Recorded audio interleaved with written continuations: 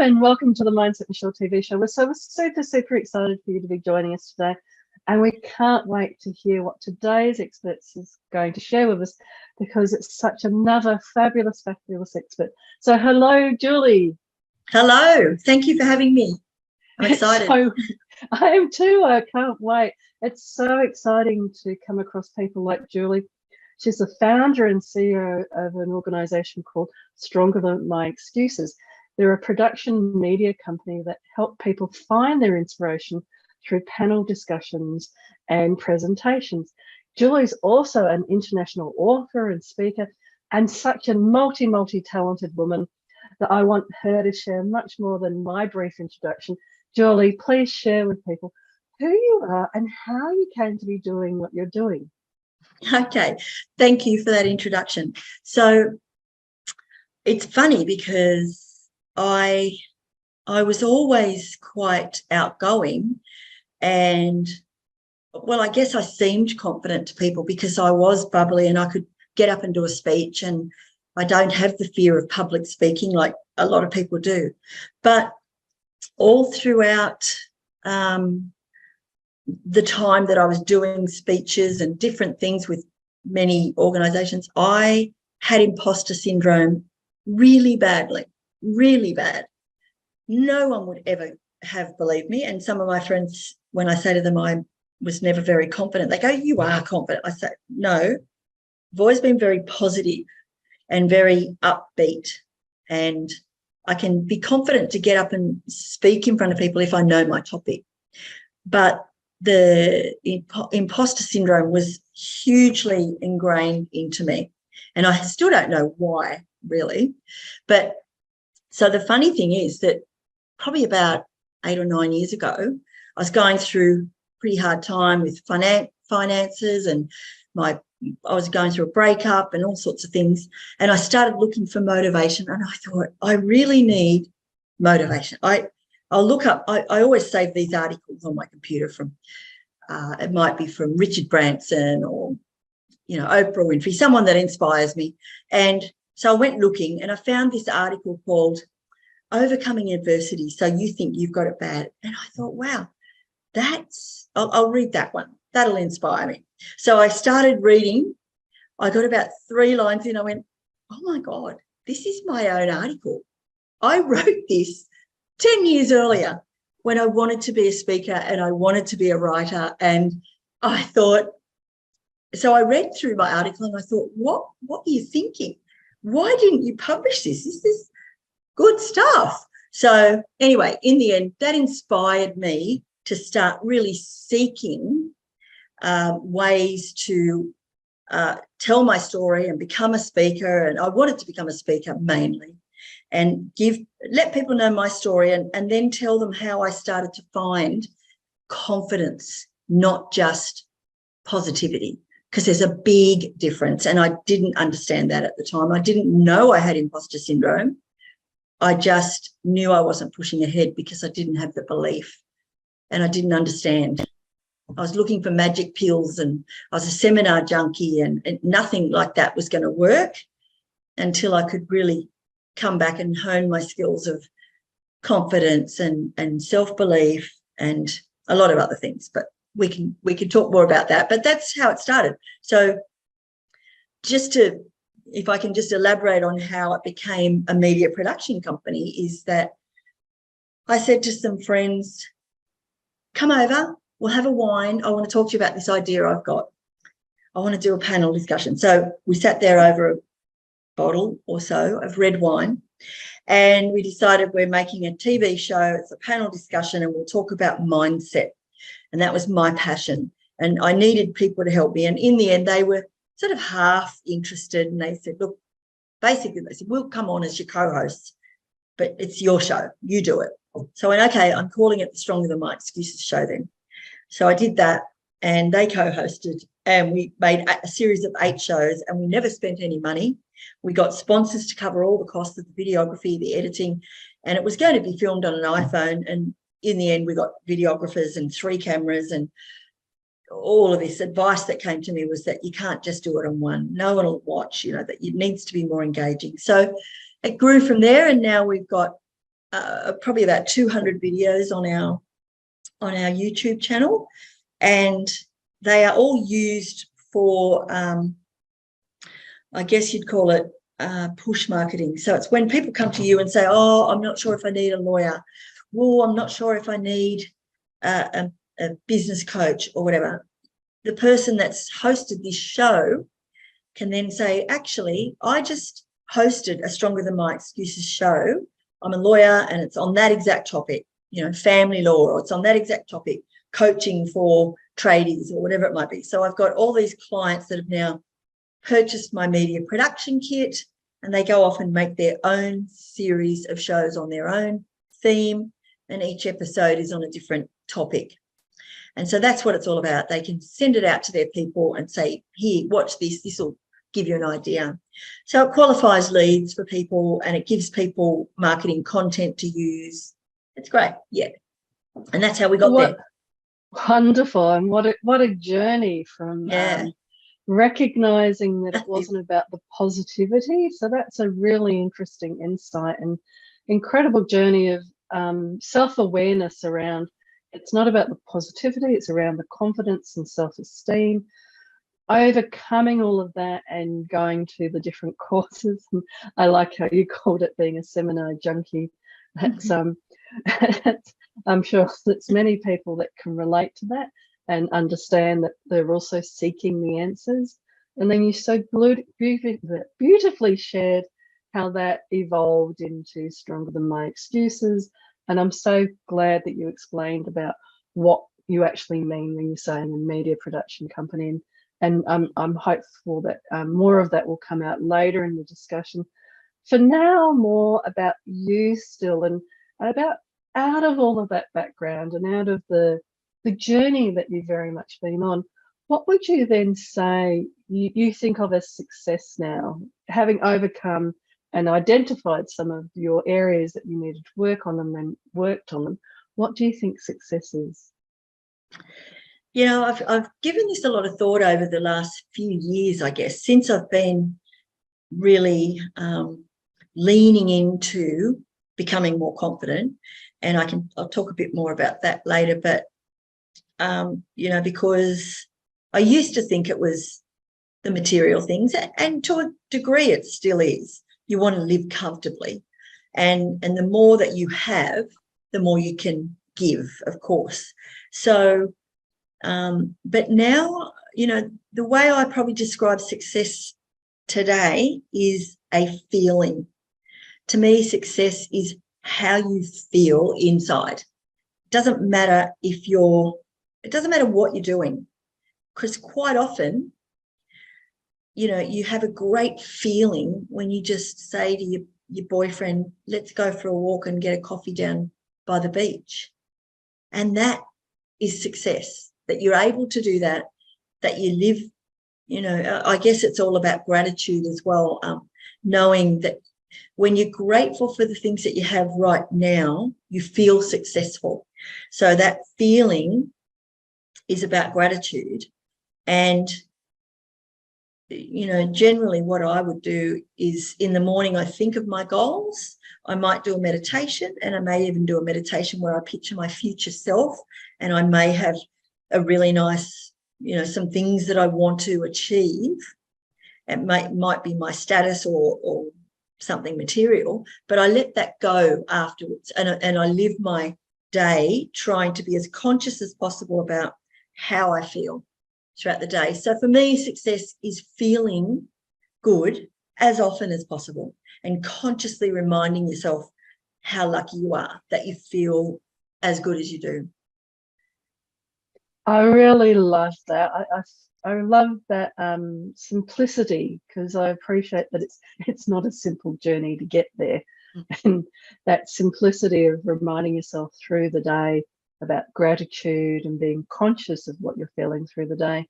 One of the things we work with a lot is people, in a way, being unconscious or on autopilot, and helping them to build those mindset strengths and awarenesses about being present, and being present to their feelings is a really big one.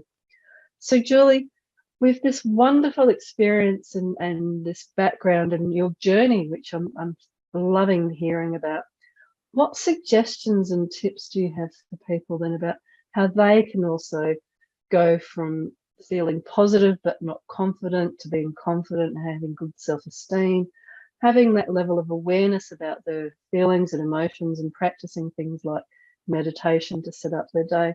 What sort of tips do you think you would suggest to others so that they can keep building that sort of strong mindset as well?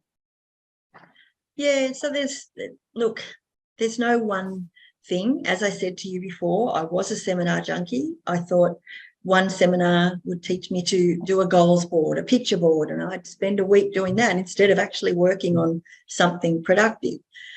Even though I still agree with that, I like the idea of a picture board. Someone else would say affirmations. You do them, read it out 30 times for 21 days. And I was looking for a magic pill. So I definitely want to start by saying, whatever I say today, some of it will resonate with some people, but not all of it will resonate with everyone. So you just pick and choose what works for you. But one of the biggest things is to not do it alone. Never try to do what you need to do alone, because for starters, everyone needs a sounding board. And I think that's really important. But it's not just that. It's when you work alone, it can really affect your mental health, I believe, because you're sitting there working away. And sometimes you may have a partner, but they're not really interested in the business or they're not involved. And you can't just keep telling them about things that they're sort of going, oh, okay, just going along with it. So it's really important to get a mastermind group or a mentor, and you don't have to pay for these. You can just put out the word to set something up. I've had recently an accountability buddy where we ring each other every day at a set time in the morning. Did you do what you said you were going to do yesterday? What are you going to do today? And then we both have a turn. It's a 3-minute conversation from each, and then we hang up. We're not trying to coach each other. We're just simply saying, you said you were going to make 3 sales calls yesterday. Did you do that? And if not, why? Was it an excuse or did you have a genuine reason?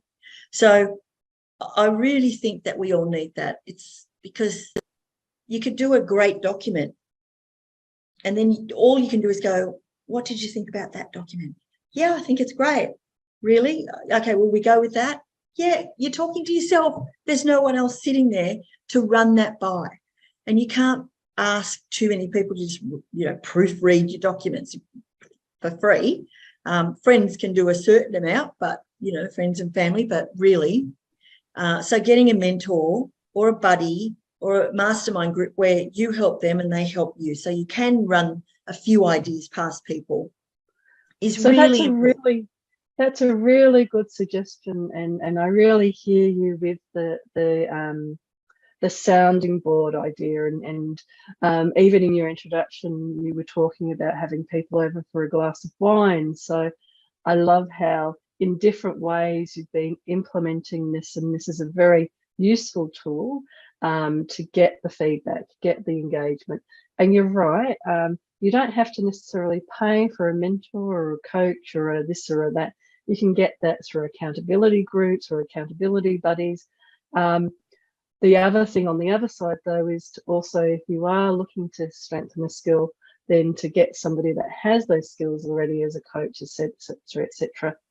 But I love how you framed this all around. Take what works for you and use that. And if it doesn't work for you, then don't do it. And for some people, the discipline that you're talking about there of only having a 3-minute phone call is something that might be a little bit harder. So having it more structured around, it's $100 a minute or something like that would keep you to 3 minutes. Keep most people to 3 minutes. But that idea, and I love this concept of, working with others, not working alone. And as you were saying around the mental health side of it, it is whether you're looking for a job or you're in business, it can be a difficult or challenging process to go through some of these things. Yes. And you're right, family and friends are great supports, but they're not necessarily people that have either the time or that you can keep going back to. So if people are watching and they are looking for work, then finding other people that are looking for work. If you have a small business, say in marketing or in web design, then finding other people that are in web design and creating some of those connections. It's a wonderful, wonderful suggestion, Julie, about how to effectively get around that idea that you're working alone or you're going through the journey alone. And you're not, as you have shown beautifully again and again, with panel discussions, with this, with that, with mentors, of all of the different things that you're talking about, even the glasses of wine. You've shown that people can, and you're talking about how you can use it in different ways.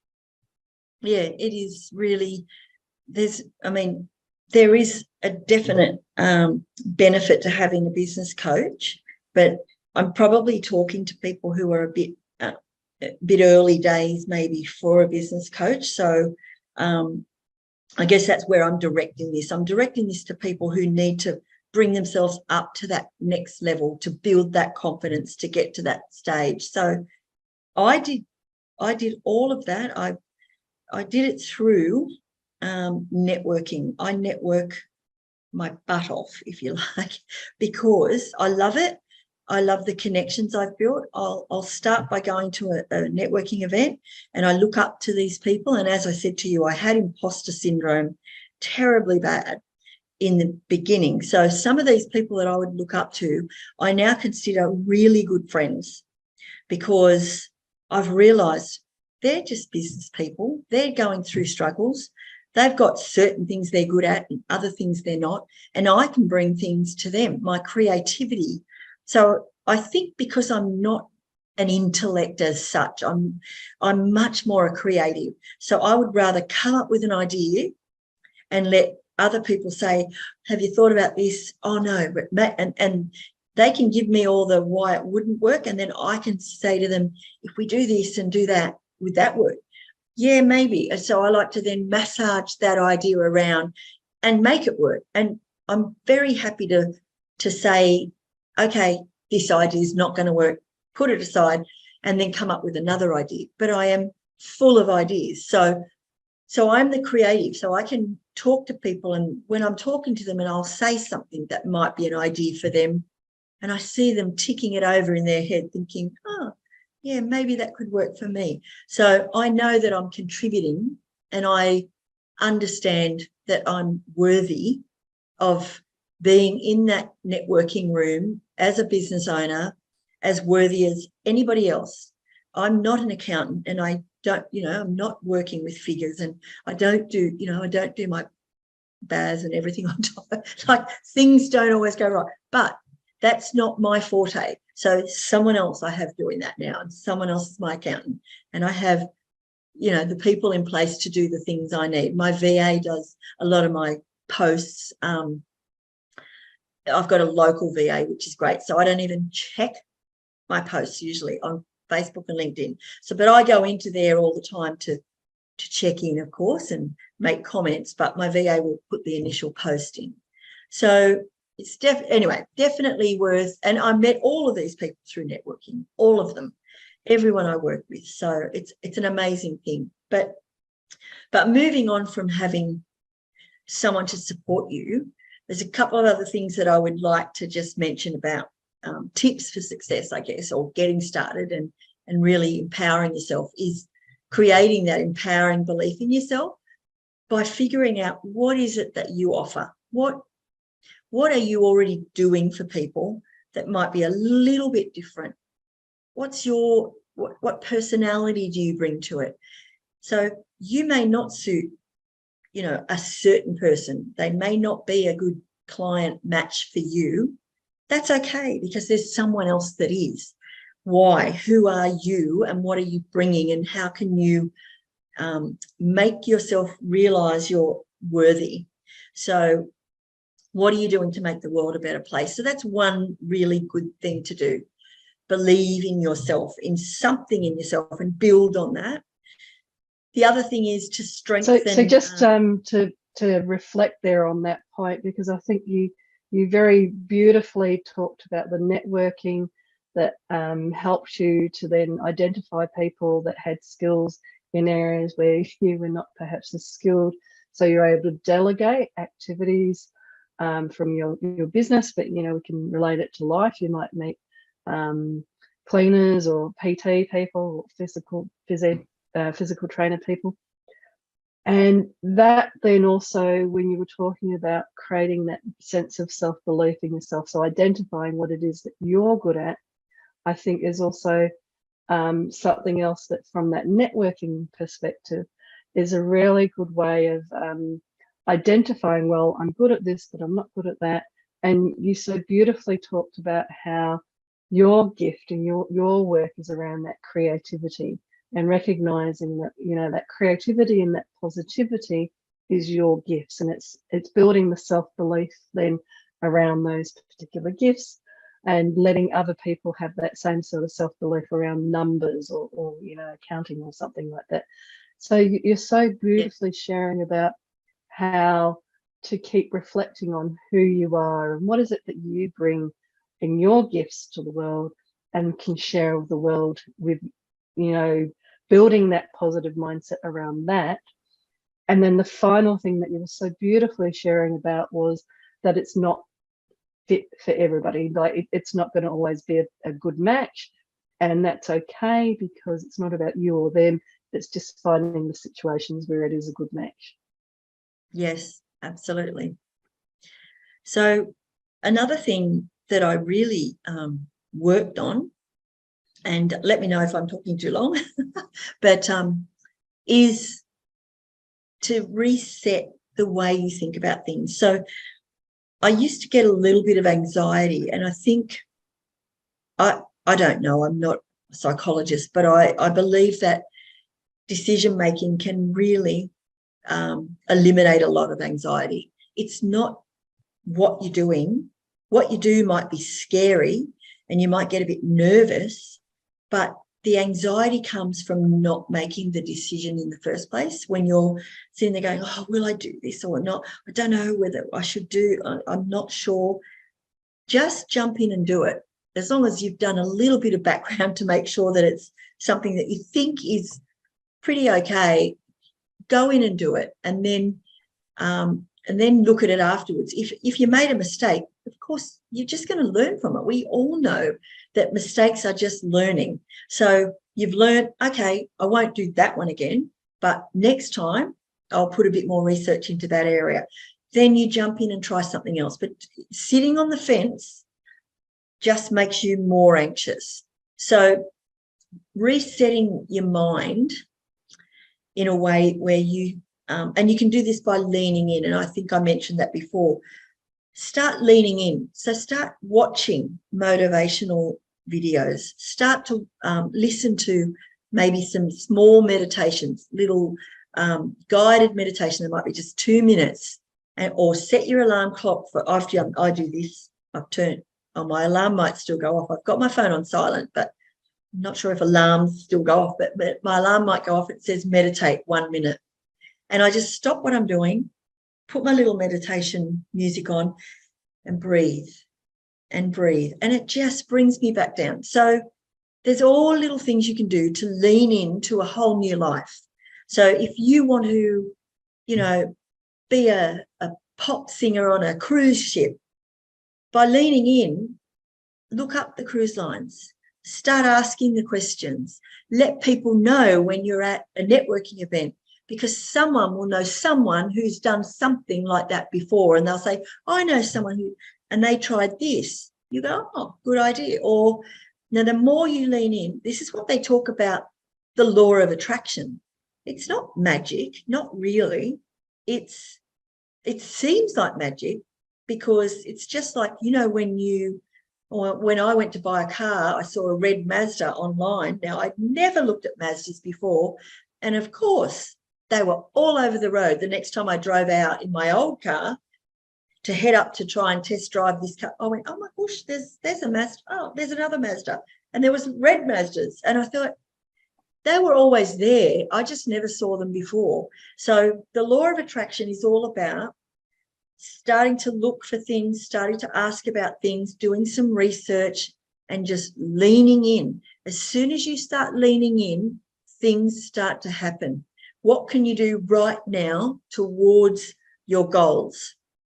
So this is a really good point about leaning in and taking those action steps to what you're describing there is wonderful. It's all about taking the action steps, doing the research, talking to people at the networking events, identifying what it is as well around what you want to be doing and why you want to be doing it.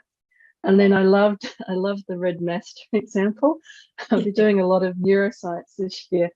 And so I love whenever I'm hearing stuff about the reticular activating system in the brain, which is what gets triggered when you start thinking, oh, I want to buy a red car.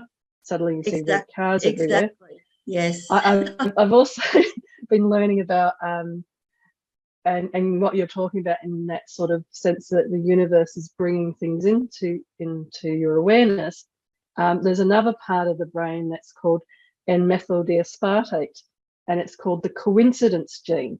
So as you activate the reticular activating system, which is a system within the brain, and methyl-D-aspartate is this coincidence gene.